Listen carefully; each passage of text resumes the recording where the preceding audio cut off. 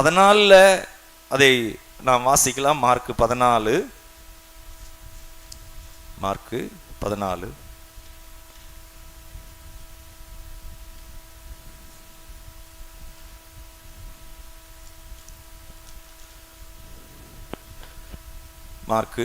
14:34 வசனம். அப்பொழுது அவர், என் ஆத்துமா மரணத்துக்கு ஏதுவான துக்கம் கொண்டிருக்கு.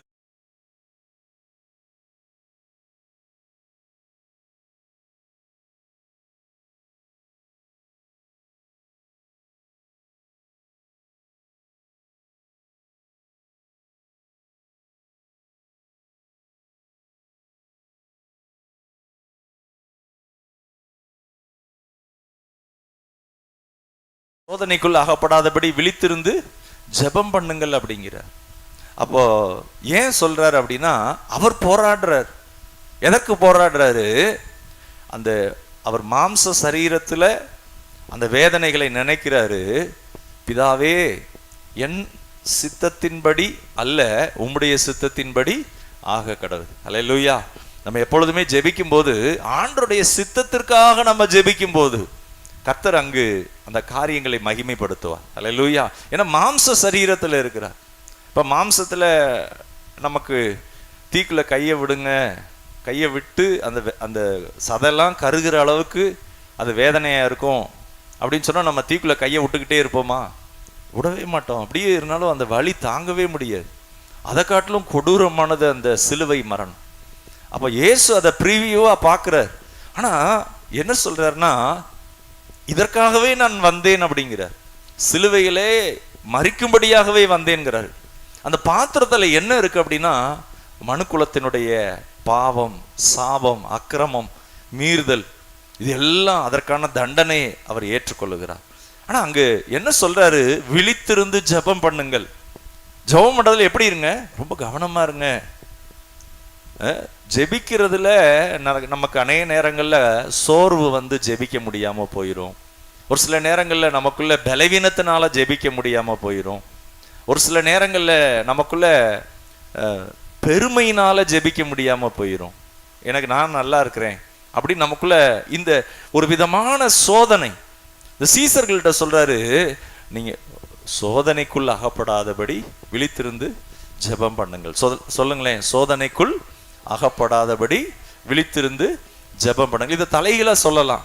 நீங்க ஜெபித்தீங்கன்னா சோதனையில தப்பு வைக்கப்படுவீங்க. அல்லேலூயா. நீங்க ஜெபித்தீங்கன்னா சோதனையில தப்பு வைக்கப்பட்டு உங்களுக்கு ஆண்டவர் ப்ரமோஷனை கொடுப்பார். இந்த தானியேல் அவர் ஆண்டவரிடத்துல ஜெபிக்கிறவராக இருக்கிறார். எப்படி ஜெபிக்கிறார்? 3 நேரம் ஜெபம் பண்றார். இந்த தானியேல, இந்த ராஜா சிங்கக்கேபிக்குள்ள போடப்பட்ட தானியேலை எப்படி கூப்பிடுறாரு அப்படின்னா, தானியேலே அப்படின்னு கூப்பிடுறாரு. அல்லேலூயா. பெல்சசார்னு கூப்பிடல. பெல்சசார்னு பேர் வச்சிருக்காங்க. தானியேல் நல்ல கர்த்தர் பேர்ல வைராக்கியமா இருக்கிறவர். அந்நிய தேசத்துல சிறைப்பட்டு இருக்கிற ஒரு தேசம். ஆனா தானியேலுக்குள்ள இருக்கிற அந்த அறிவு, விஸ்டம், உயர்ந்த ஸ்தானத்துல இருக்கிறாப்புல, குற்றமில்லாதவரா இருக்கிறாரு. ஆனா இந்த தானியேலை பார்த்து அந்த ராஜா எப்படி கூப்பிடுறாரு? அதிகாலையில வந்து உரத்த சத்தமா கூப்பிடுறாரு, இடைவிடாமல் ஆராதிக்கிற தானியேலே, இந்த சிங்கங்களின் அந்த பற்களுக்கு கர்த்தர் உன்னை தப்புவித்தாரா அப்படின்னு கேட்கிறார். அப்ப நல்ல கவனிங்க, ஒரு உணர்வுள்ள இருதயம் ஜெபிக்கிறதுல. இந்த தானியேல் மேல இருந்த குற்றம் வேற ஒன்றும் செய்யல, கொலை செய்யல, வேற எந்த பாவமும் செய்யல, கர்த்தரை ஆராதித்தாப்புல ஜெபித்ததுனால. இன்றைக்கு நம்மை குறித்து மற்றவங்க எப்படி சொல்லுவாங்க? நாம் ஜெபிக்கிறவங்க அப்படின்னு மற்றவங்க பார்க்குறாங்களா? பார்க்கறதுக்காக ஜெபிக்கிறது இல்லை. நமக்குள்ள அப்படி ஒரு ஜெப ஆவி இருக்கிறதா? அன்றைக்கு இயேசுவுக்கு ஜெபம் அவசியமா இருக்குமானால் ஆண்டவர் சொல்றாரு, விழித்திருங்கள் அப்படிங்கிற. செக்யூரிட்டி நைட் அப்படியே வாட்ச் பண்ணிக்கிட்டே இருப்பாங்க. அப்படி வாட்ச் பண்றப்ப அந்த நேரத்துல போய் அவங்க வேற வேலையை செய்ய மாட்டாங்க. நைட்டு ஃபுல்லா தூங்கவே மாட்டாங்க. ரொம்ப கவனமா இருப்பாங்க. ஒரு பேங்க்ல ஒர்க் பண்றாங்க அல்லது ஒரு ஆபீஸ்ல ஒர்க் பண்றாங்கன்னு தூங்காம விழித்து இருப்பாங்க. அந்த வேலை பார்க்குற நேரத்தில் அங்கே ஒரு வேலை அந்த ஆஃபீஸில் ஃபைலெல்லாம் அடுக்கணும், நிறைய தூசியெல்லாம் தட்டணும், அந்த வேலையை செய்ய மாட்டாங்க. ஒரே இது ரொம்ப கவனமாக யார் வர்றாங்க, யார் போகிறாங்க, தேவையில்லாத ஆள் யாராவது இருக்காங்களா அப்படின்னு விழித்திருப்பாங்க. அன்பானவர்களே, ஆவிக்குரிய வாழ்க்கையில் நமக்கும் கூட ஒரு அவேர்னஸ் தேவை, ஒரு ஜாக்கிரதை தேவை, ஒரு எச்சரிக்கை தேவை. எப்படின்னா சோதனைக்குள் அகப்படாதபடி. ஹல்லேலூயா. என்னுடைய திருமண காரியம் ஒழுங்கானது. அப்போ நிச்சயார்த்தம் நடந்தது மதுரையில். ஸ்தாபனத்திலிருந்து பெரிய பாஸ்டர் வந்திருந்தாங்க. கல்யாணம் வந்து சென்னையிலேருந்து வந்திருந்தாங்க. அப்போ அந்த நிச்சயார்த்தம் நடக்கும்போது என்னோட ஒரு பழகின நல்ல சகோதரன், ஒரு நல்ல தொழிலதிபர், அவர் என்ன சொன்னார், அவர் ஒரு கிறிஸ்டியன், நீங்கள் ரொம்ப ஃபாஸ்டிங்லாம் போடாதீங்க, கல்யாணம் நாட்களாக இருக்குது, அதனால் உங்களுக்கு கேமரா இந்த இதுக்கு கொஞ்சம் நல்லா இதாக இருக்கிறதுக்கு ஃபாஸ்டிங் எடுக்காதீங்க அப்படின்னாரு. நான் நார்மலாக ரொம்ப பெரிய ஃபாஸ்டிங்லாம் எடுக்கிறதில்ல, என்னால் எவ்வளோ முடியுமோ நேரம் எடுத்து நான் ஜெபம் பண்ணுறது உண்டு. அப்போது நமக்கு ஆவியான ஒரு சத்தத்தை கேட்காம அவர் சத்தத்தை கேட்டோம். அன்னைக்கு நிச்சயார்த்தத்தன்னைக்கு மழை பார்த்தா கொட்டுன்னு கொட்டுது. அந்த மேரேஜ், அந்த நிச்சயார்த்தம் நடக்கிறதுக்கு மாடியில், பாஸ்டர்மா அவங்க வீட்டு மாடியில் தான் அந்த இது அரேஞ்ச் பண்ணியிருந்தாங்க. மழை எப்போ விடுமுனே தெரியல, அப்படி அடிக்குது.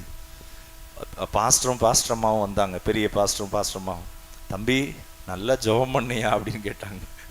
நல்லா என்ன சோதனை. ஹல்லேலூயா. நம்ம ஜெபிக்கலைன்னா நம்மளே சோதனையை கூப்பிடுற மாதிரி, வா வா வா.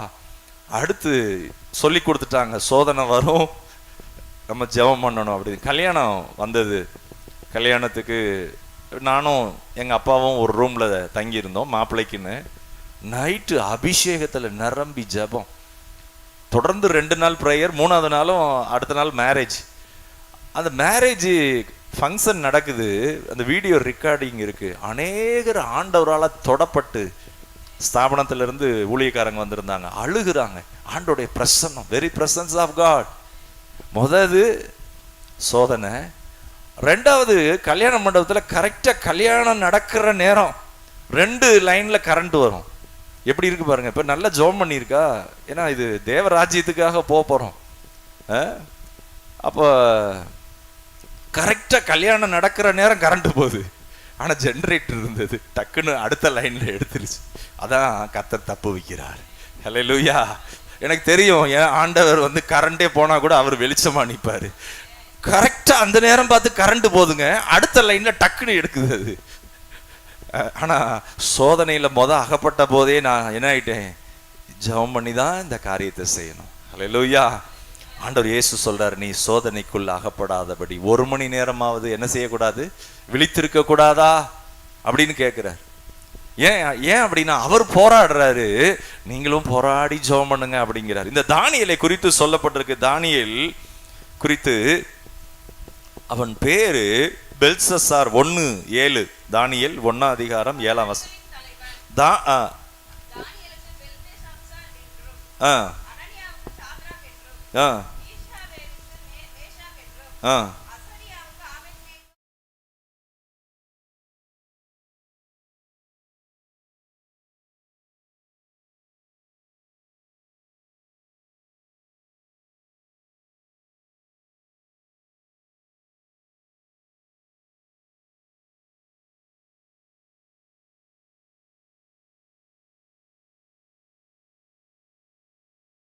அவங்க கனம் பண்றவங்க. ஆனா பேர் என்ன பேர் வச்சுட்டாங்க, பாகாலே என்னை காப்பாற்றும். அதுக்காக ஜெபம் பண்றதை விடல, ஒரு உணர்வுள்ள இருதயம். ஆண்டவரே, இந்த அந்நிய தேசத்துல நான் உமக்கு சாட்சியா இருக்கணும் ஆண்டவரே. நம்முடைய வாழ்க்கையில ஒவ்வொரு சூழ்நிலைகளிலும் கூட ஒரு உணர்வு இருக்கணும், ஒரு சேலஞ்சா எடுத்துக்கணும். ஜெபிக்கும் போதுதான் கர்த்தர். அப்படி அர்த்தம் என்ன தெரியுமா, ஜெபிக்கிறதுனா, ஜெபிக்கிறது நம்ம காரியம், ஜெபிக்கும் போது நமக்கு துணையா இருப்பது அவருடைய காரியம். அல்லேலூயா. ஜெபிப்பது என்னன்னா நமக்கு ஓவர் கான்ஃபிடென்ட், நான் ஜெபம் பண்ணாமையே எல்லாம் செஞ்சிருவேன், அது ரொம்ப ஆபத்து. ஒரு சிலர் சொல்லுவாங்க, நானா படிச்சிருவேன், நானா பிள்ளைய வளர்த்துருவேன், நானா இந்த வேலையை செஞ்சு முடிச்சிருவேன். ஆனா நமக்கு சோதனை வரும்போது அந்த வேலையை செய்ய முடியாம போயிடும். நான் சொன்னேன் பார்த்தீங்களா, இந்த நிச்சயார்த்தத்தப்ப மழை கொட்டுன்னு சோதனை. ஆனால் அடுத்து ஒரு அவேர்னஸ், இந்த காரியங்கள்ல பிசாசு என்ன செய்வான்? எதையோ ஒரு சோதனையை கொண்டு வருவான். இப்படி இருக்க கூடாது. கர்த்தர் அதை அப்படியே மாற்றி கொடுத்தார். ஹல்லேலூயா. அப்ப ஜெபிக்கிறதுனுடைய அர்த்தம் என்னன்னா, நல்லா கவனிங்க, தன்னம்பிக்கை, கான்ஃபிடென்ட், செல்ஃப் கான்ஃபிடென்ட் இருக்கக்கூடாது. நல்லது, நம்ம நல்ல எண்ணங்கள் இருக்கணும், நல்லது, நம்மளால முடியும், நான் செஞ்சிருவேன், அதெல்லாம் நல்லது. ஆனா இந்த செல்ஃப் கான்ஃபிடென்ட் ஜெபிக்க முடியாதபடி ஆயிடக்கூடாது. அது என்னங்க ஜெபம்? அது என்ன ஆண்டவருக்கு நன்றி சொல்றது? அது என்ன கர்த்தருக்கு பயந்து நடக்கிறது? அப்படின்னு நம்ம அசதியா இருப்போமானால் அந்த கனவீனம் பண்ணுவது ஆபத்தாக முடியும். சோதனைக்குள்ள போய் நாம் சிக்கிக் கொள்வோம். மற்றவங்க மத்தியில நம்ம வெக்கப்பட்டு நிற்போம். ஆனா ஜெபிக்கும் போது, ஆண்டவரே எனக்கு உங்க துணை வேணும்ப்பா, எனக்கு அப்பா நீங்க தான், எனக்கு அம்மா நீங்க தான், என் வாழ்க்கையில எல்லா நிலையிலும் நீங்க தான் ஆண்டவரே அப்படின்னு நீங்க கூப்பிடும் போது அவர் உங்களோட துணையாக நிற்பார். அவர் உங்களை நடத்துவார், உங்களை ஆசீர்வதிப்பார். இந்த ஜெபம் என்பது அடைபட்ட வாசல்களை திறக்கிற ஒன்று. ஜெபம் என்பது புழுதியிலையும் குப்பையிலையும் கிடக்கிறவங்களை தூக்கி எடுக்கிற ஒன்று. The fellowship with God, தேவனுக்கும் மனுஷனுக்கு இடையில ஒரு நல்ல உறவு. ஆகவே நமக்குள்ள ஜெபம் இருக்கா? தானியேலை பார்த்து அந்த ராஜா கேட்கிறாரு, நீ இடைவிடாமல் ஆராதிக்கிற, தானியேலுடைய டைட்டில் பாருங்க, நீ இடைவிடாமல் ஆராதிக்கிற அந்த அப்படி ஒரு உணர்வு. பொய்யா குற்றஞ்சாட்டி சிங்க கெபிக்குள்ள போடுறாங்க, ஆனாலும் ஜெபிக்கிற அந்த தானியேலை, அந்த உள்ள இருக்கிற அந்த ஜெப ஆவி கர்த்தர் கைவிடலைங்க. அந்த சிங்க கெபிக்குள்ள தூதன் இறங்கி வந்துட்டாரு. உங்களுக்குள்ள ஜெப ஆவி இருக்குமானா, கடினமான இருதயம் உள்ள மனுஷர்கள் அந்த கடின இருதயத்தை கர்த்தர் மாற்றுவார். மோசே ஜெபம் பண்ணாரு, பார்வோனுடைய இருதயம் கடினமா இருக்கு, ஆராதிக்க விடவே மாட்டேங்கிறாப்புல. ஆனா மோசேக்குள்ள இருந்த அந்த ஜெபம் அந்த அந்த பார்வோனுடைய இருதயத்தை கர்த்தர் மாத்திட்டாரு. போ, ஆராதிக்கிறதுக்கு போயிரு, நீங்க குடும்பமா போயிருங்க, வேகமா போங்க. ஏன்னா அவ்வளவு வாத. ஜெபிக்கும் போது கர்த்தர் அடைபட்ட வாசலை அவர் திறக்கிறவர். இங்கு தானியேலை குறித்து இன்னொரு காரியம் நாம் பார்க்கிறோம். ஆண்டவருடைய நாமத்திற்கு மகிமை உண்டாவதாக. தானியேல் 10ஆம் அதிகாரம் 11ஆம் வசனம்.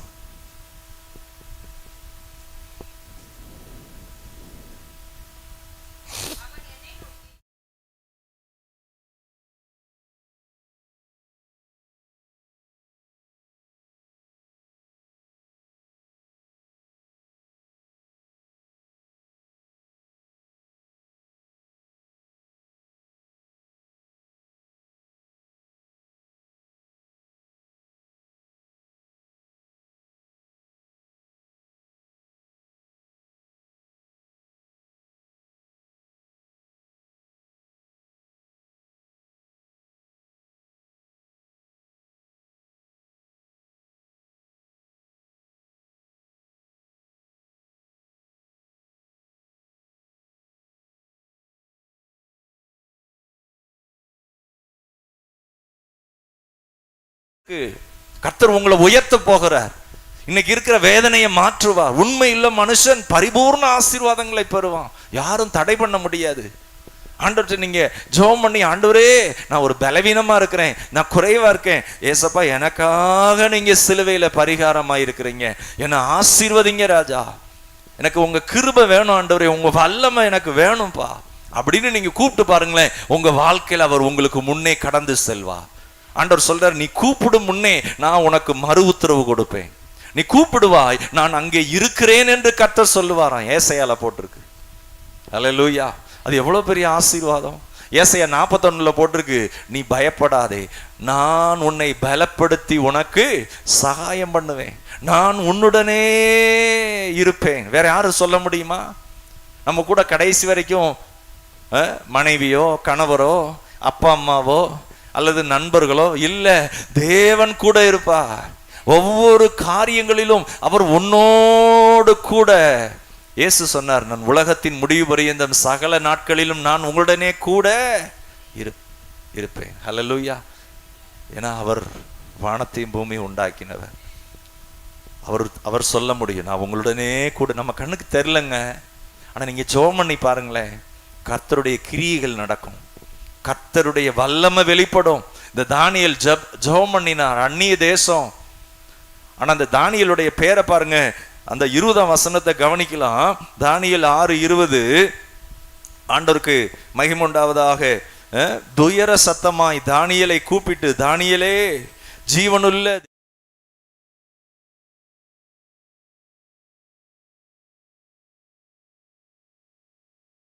அவர் உயிரோடு இருக்கிறார். அதனால நம்ம ஆண்டவரை நேசிக்கிறோம், ஆண்டவரை சேவிக்கிறோம், ஆண்டவருக்கு பயப்படுறோம், ஆண்டவரை தேடுறோம். நமக்குள்ள ஒரு வைராக்கியம் இருக்கணும். புறஜாதியர் மத்தியில என் ஆண்டவருடைய நாமத்தை நான் மகிமைப்படுத்துவேன், என் வாழ்க்கையில மகிமைப்படுத்துவேன். அப்படி ஒரு வாஞ்சை இருக்கணும். வாலிப பிராயத்துல நான் அவருக்காக சாட்சியா இருப்பேன்.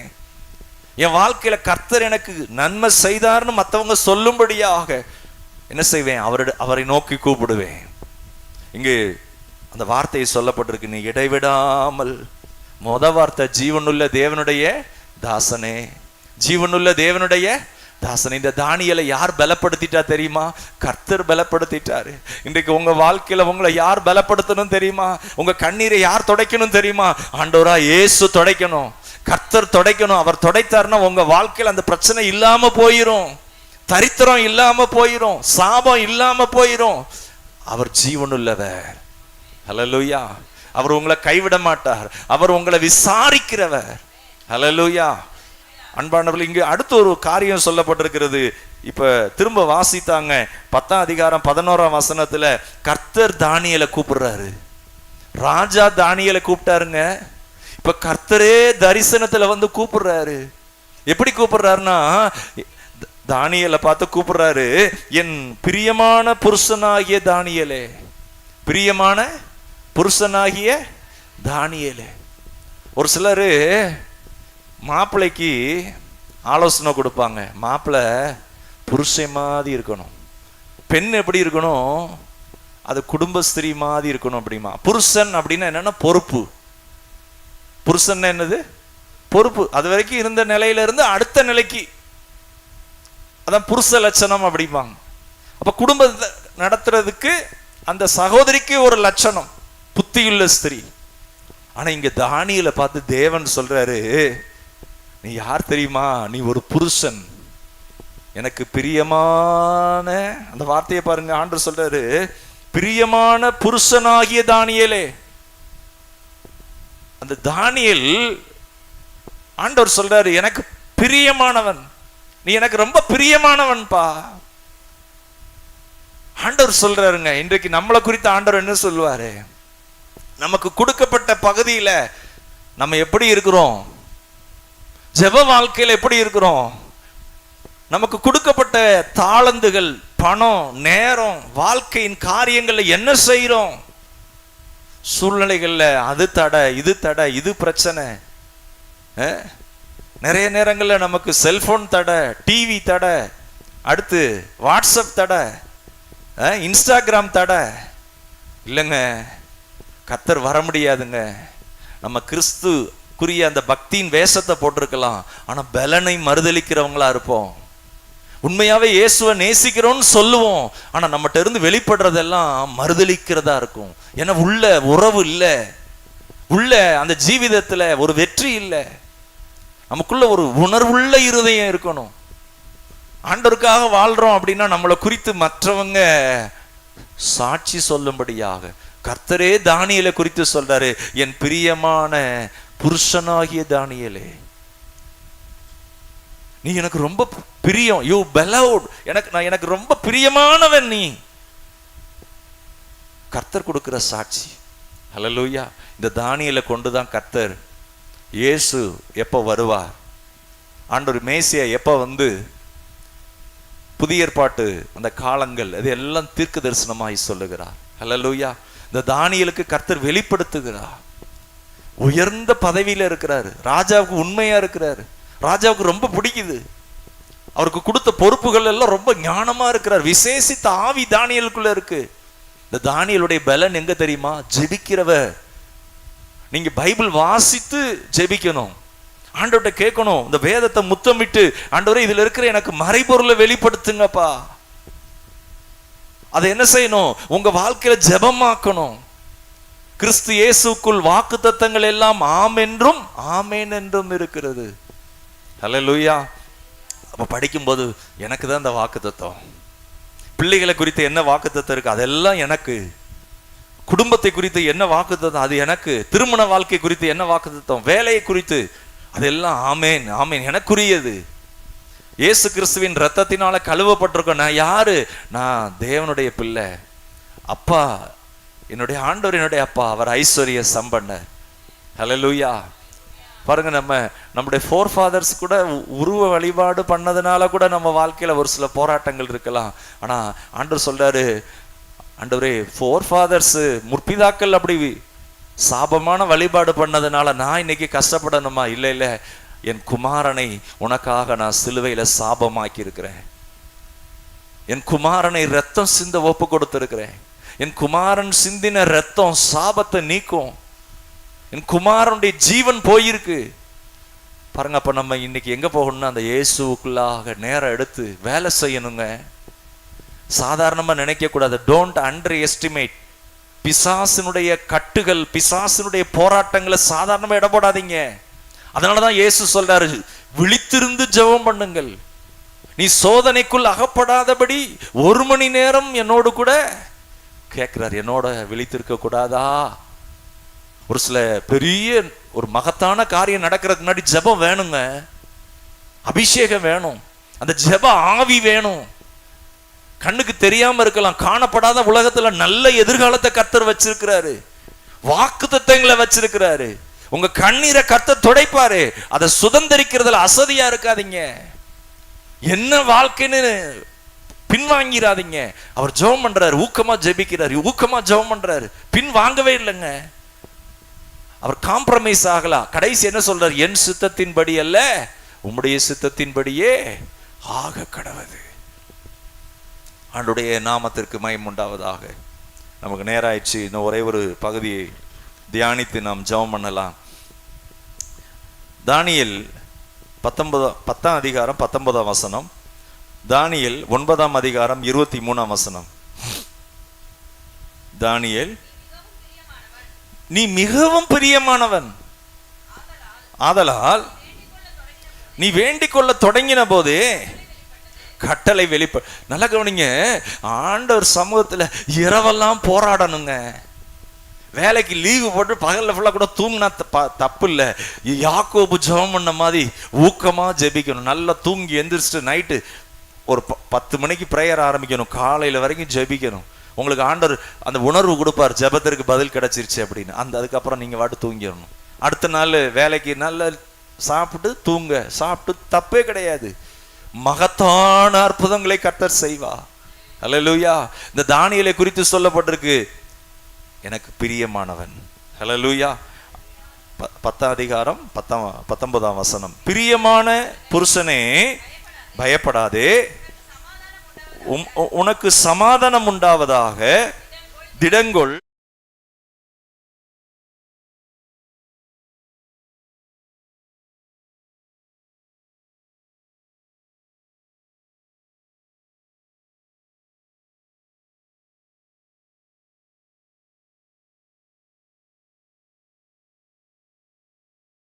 சொல்லி இருக்கிறார் பைபிள்ல. ஹல்லேலூயா. பிள்ளையவே காமிச்சிருக்கிறார் தரிசனத்துல. எவ்வளவு நல்ல தேவன் தெரியுமா? தாயில் வயிற்றுல கரு உருவாகும் முன்னே உன்னை பேர் சொல்லி அழைத்தேன். அப்படி எப்படிப்பட்ட ஆண்டவர் பாருங்க நம்ம ஆண்டவர். ஹல்லேலூயா. நம்ம சாதாரணமானவரை சேவிக்கலங்க. இங்கே தானியேலை குறித்து ஆண்டவர் சொல்றாரு, திடன்கொள் தானியேலே அப்படின்னா அப்படி ஜெபம் பண்றாரு. எனக்கு நீங்க என்ன ஆண்டவரே, எனக்கு ரொம்ப கலக்கமா இருக்கு ஆண்டவரே, என் ஜனங்கள் சிறையிருப்புல இருக்கிறாங்க, என்ன செய்யணும் அப்படின்னு ஜெபம் பண்ற. கர்த்தர் பேசுறார், திடன்கொள் திடன்கொள், உனக்கு சமாதானம். இன்னொரு இடத்துல சொல்றாரு 9:23 நீ மிகவும் பிரியமானவன், நீ மிகவும் பிரியமானவன், ஆதலால் நீ வேண்டிக் கொள்ள தொடங்கின போதே கட்டளை வெளிப்பட்டது. ஹல்லேலூயா. ஸ்தோத்திரம். ஒரு சில நேரங்களில் திருமணத்திற்கு தடைகள் இருக்கலாம், குடும்ப வாழ்க்கையில ஏதோ ஒரு சில தடைகள் இருக்கலாம், வேலை காரியங்களில் ஒரு சில தடைகள் இருக்கலாம். ஒண்ணு அந்த தடையை மேற்கொள்ள அரைக்கதவை பூட்டி தேவனோடு அமர்ந்து துதித்து பாடி வாக்குத்தத்தங்களை சொல்லி விடாம ஜெபம் பண்ணி பெற்றுக்கொள்ளணும். ஹல்லேலூயா. கர்த்தர் அங்கேயே உங்களுக்கு அந்த ஜெப அறையிலே பதில் கொடுத்துருவார். தானியேல் ஜெபம் பண்ணிக்கிட்டு இருக்க போய் சொல்றாரு, நீ மிகவும் பிரியமானவன், நீ மிகவும் பிரியமானவன். பிள்ளைகளை, சின்ன பிள்ளைகளை கூப்பிடுறப்ப எப்படி கூப்பிடுவாங்க? என் பேரை சொல்லி கூப்பிடுவாங்க. ரொம்ப செல்லம்னா என் மகனே அப்படின்னு சொல்லி கூப்பிடுவாங்க. இன்னும் செல்லம்னா என் செல்லம், என் ராஜா, என் மகனே, அப்புறம் பேரை சொல்லுவாங்க. அப்படின்னா என்ன அர்த்தம்? அந்த அந்த உள்ள இருக்கிறதெல்லாம் அப்படியே வார்த்தையில கண்டிப்பு இருக்கும். அதே நேரம் அடுத்து என்ன செய்வோம்? என் செல்லம்மா, நீயே உன்னை நல்லதுக்கு தானே சொல்றேன் அப்படின்னு. இப்ப தானியேல் ஆண்டவர் கூப்பிடுறாரு. எப்படி கூப்பிடுறாருன்னா, நீ எனக்கு பிரியமானவன் சொல்லல, மிகவும், ஹல்லேலூயா, மிகவும் பிரியமானவன். ஆண்டவர் ஏசப்பா அவர் உங்களை குறித்து, நம்முடைய தனிப்பட்ட வாழ்க்கையில ஆண்டவர் நம்மளை குறித்து, நமக்குள்ள ஒரு ஒரு உணர்வுள்ள இருதயம் இருக்கா? ஆண்டவரை சேவிக்கிறதுல ஒரு கடினப்படுத்துறோமா? பிரஜாதியர்களை மாதிரியே நம்மளும் இருக்கிறோமா? நிர்விசாரமா? நமக்குள்ள அந்த உணர்வு இருக்கா? ஏன் நம்ம வாழ்க்கையில தாமதம்? ஏன் வாழ்க்கையில நமக்கு தோல்வி? ஏன் கண்ணீர் வடிக்கிறோம்? ஆண்டவர் இல்லையா? தானியேலை குறித்து சொல்லப்பட்டிருக்கு, ஜீவனுள்ள தேவனுடைய தாசனே. ராஜா சொல்றான், பிரஜாதியன். ஏன் நம்ம ஆண்டவர் ஜெபத்தை கேட்க மாட்டாரா? நம்ம வாழ்க்கையில நம்மை குறித்து ஆண்டவர் என்ன சொல்றாரு? ஆண்டவர் அன்போடு கூட உங்களையும் அழைக்கும் போது, எனக்கு பிரியமான பிள்ளையே, எனக்கு பிரியமான மகளே, எனக்கு பிரியமான மகனே அப்படின்னு ஆண்டவர் உங்களை அழைச்சா எப்படி இருக்கும்? எவ்வளவு விசேஷமா இருக்கும். சங்கீதம் 90:17 கடைசியா வாசித்து முடிக்கலாம். எங்கள் தேவனாகிய ஆண்டவரின் பிரியம் எங்கள் மேல் இருப்பதாக, எங்கள் கைகளின் கிரியை எங்களிடத்தில் உறுதிப்படுத்தி அருளும். எங்களின் கையின் கிரியை எங்களிடத்தில் உறுதிப்படுத்தி அருளும். எங்கள் தேவனாகிய ஆண்டவரின் பிரியம்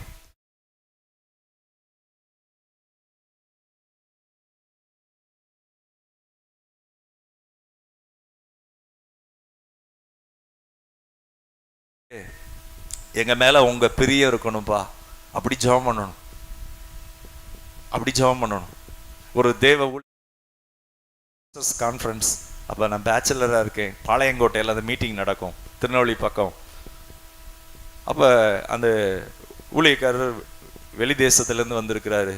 அவங்க திருமண பத்திரிக்கை எப்படி அடிச்சிருந்தாங்கன்னா, அவரும் அவங்க மனைவியும் சேர்ந்து அந்த நெல் விளைஞ்சி கதிர்கள் இருக்கு, அதை அறுவடை பண்ற மாதிரி அப்படி படத்தோட தான் அந்த கல்யாண பத்திரிக்கை அடிச்சிருந்தாங்களாம். அல்லேலூயா. அந்த ஊழியத்திற்கு கணவன் மனைவியாக ஆயத்தமாகிறது. கணவன் மனைவி 2 பேரும் கை கோர்த்து போய் அறுவடைக்கு என்ன செய்ய போறாங்க? போக போறதாக. நம்முடைய வாழ்க்கை கூட கிறிஸ்துவின் அன்பின் நிமித்தம் ஒருவர் பாரத்தை ஒருவர் சுமந்து நம்ம என்ன செய்யணும்? நம்ம கொஞ்சம் அர்ப்பணித்து ஒரு உணர்வுள்ள இருதயத்தோடு கூட நாம் அப்படி ஜெபிப்பது நல்லது. ரோமர் 1:21 சொல்லப்பட்டிருக்கு, அவருடைய இருதயம் எப்படி இருந்ததா? உணர்வில்லாத இருந்தது. தானியேலுக்குள்ள ஒரு அந்த இருதயம் எப்படி இருக்குன்னா, ஒரு உணர்வு. கர்த்தர் வருவா, நான் செத்தாலும் பரவாயில்ல, நான் ஜெபிக்கிறத விட மாட்டேன். என்னுடைய வாழ்க்கையில எல்லாமே எதிர்மறையா இருக்கு, நான் ஜெபிக்கிறத விட மாட்டேன். கர்த்தர் ஜெபத்தை கேட்டார். ஹல்லேலூயா. அன்பானவர்களே, உங்க ஜெபத்தை ஆண்டவர் கேட்பார். இயேசுவின் இரத்தத்தினாலே, அவர் நாமத்தினாலே தேவ நீதி ஆண்டவர் உங்களுக்கு கொடுத்திருக்கிறார். உங்களுக்குள்ள இருக்கிற அந்த ஜெபம், ஒருவேளை நம்ம வித்தியாசமான வழிபாடுகள் செய்து உருவங்களை பார்த்து வணங்கி அப்படிப்பட்டதுல இருந்தா நான்லாம் வந்தேன். ஆனா காணாத தேவனை ஆராதிக்கிறது கொஞ்சம் கஷ்டமா இருக்கலாம். ஆனா கர்த்தர் இந்த தானியேலோட பேசினார். ஆண்டவர் உங்களோடும் பேசுவார். உங்களுடைய காரியங்களை குறித்து திட்டமா காரியங்களை சொல்லுவார். ஹல்லேலூயா. அவர் ஒரு சிலதை வெளிப்படுத்துவார். என்ன இன்னதுதான் தடை, இன்னதுதான் இந்த இடத்துல, இதுக்காக நீ ஜெபம் பண்ணு. கர்த்தர் தானியேலை ப்ரமோஷன் கொடுத்தார். அந்த ராஜா சொல்றாரு, இவ்விதமாய் ரட்சிக்கத்தக்க தேவன் பூமியில நான் பார்க்கல அப்படி சொல்லி தானியேலை உயர்த்தி ஆசீர்வதித்தார். இந்த தேவன் தான் ஜீவனுள்ள தேவன், இந்த தேவன் தான் மெய்யான தேவன். பிரஜாதிய ராஜா சொல்றாருங்க. ராஜா சொன்னா அதுக்கு எவ்வளவு செல்வாக்கு இருக்கும். உள்ள இருக்கிற ஒரு உணர்வு, ஆண்டவரே பிரஜாதியர் மத்தியில ஜீவனுள்ள தேவன்னு விளங்க பண்ணுங்கப்பா. ஏசப்பா உம்மை நான் ஆராதிக்கிறேன், நான் கேலி பொருளா இருக்க கூடாது, என்ன ரட்சித்து இருக்கிறீங்க, மற்றவங்க மத்தியில நான் வெக்கப்பட்டு நிக்க கூடாது. ஆண்டவரே என் வாழ்க்கையில நிறைய தோல்விக்கு நான் தான் காரணம், நான் ஜெபிக்கலப்பா, நான் ஜாக்கிரதையா இல்லை, எனக்குள்ள நிறைய பலவீனம், எனக்குள்ள நிறைய சிந்தனையில இச்சைகள், ஒரு சில காரியங்களை நான் வீழ்ச்சி அடைகிறேன், நீங்க என்ன ஆசீர்வதிங்க ஆண்டவரே. அவர் உங்களை பலப்படுத்துவார். பேதுருவை பத்தியும் போட்டிருக்கு, மாம்சம், ஆண்டவர் இயேசு சொல்றார், மாம்சமோ பலவீனம் உள்ளதுதான், தூங்குறாங்க, அவங்களோட ஒருவரா சேர்ந்துக்கிறார். மாம்சமோ பலவீனம் உள்ளதுதான், ஆவியோ ஆனா சோதனையிலிருந்து தப்ப முடியலங்க. ஏன்னா தூங்கிட்டாங்க. என்ன செஞ்சிட்டாங்க? தூங்கிட்டாங்க. ஒரு சில நேரம் சாப்பிட தூங்க, ஜெபிக்கணும், ஜெபம் பண்ணிட்டு அப்புறம் அந்த அபிஷேகத்தோட பிரசன்னத்தோட தூங்கணும். கர்த்தர் தூங்குறப்ப தரிசனம் காமிப்பார். தூங்கும் போது கர்த்தர் ஒரு சில காரியங்களை நடக்க போகிறதெல்லாம் காமிப்பார். ஹல்லேலூயா. ஏன்னா நீங்க அவருக்கு பிரியமானவங்க.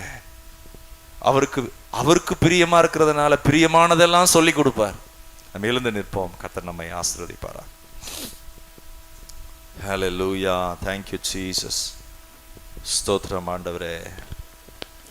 கரங்களை உயர்த்தி ஆண்டவர் சமூகத்தில் ஸ்தோத்திரம் ஆண்டவரே. ஏசப்பா, இன்றைக்கு நம்ம கற்றுக்கொண்ட அந்த காரியங்கள், நமக்குள்ள ஆண்டவர் வச்சிருக்கிற, உங்களை குறித்து ஆண்டவர் வச்சிருக்கிற நோக்கம், உங்களை கொண்டு ஆண்டவர் வச்சிருக்கிற அந்த காரியங்கள், அது நிறைவேறதற்கு நீங்க ஜெபிக்கணும், நீங்க செய்யணும் அந்த வேலையை. உள்ள இருதயத்துக்குள்ள வசனத்தை வைத்து காத்து கொள்ளணும். 119:11 சொல்லப்பட்டிருக்கு, நான் உமக்கு விரோதமாய் பாவம் செய்யாதபடி உம்முடைய வாக்கை என் இருதயத்தில் வைத்து வைத்தேன். டெபாசிட் பண்றதான் ஒரு மொழிபெயர்ப்புல போட்டிருக்கு, அதை உள்ள நான் சேர்த்து வச்சேன், பாவம் செய்யாதபடிக்கு, நம்ம வாழ்க்கையில அவமானப்பட்டு போகாதபடி, மனுஷர் மத்தியில வெக்கப்பட்டு போகாதபடி, அப்படி ஒரு ஜெபம் பண்ணணுங்க. ஆண்டவர் ஜெபத்தை கேட்பாருங்க. நீங்க ருசி பார்த்துட்டீங்கன்னா சொல்லுவீங்க, கர்த்தர் எவ்வளவு நல்லவர் தெரியுமா, அன்னைக்கு என் வாழ்க்கையில நான் ஜெபித்ததெல்லாம் கர்த்தர் கேட்டாரு. ருசிச்சு பாருங்க.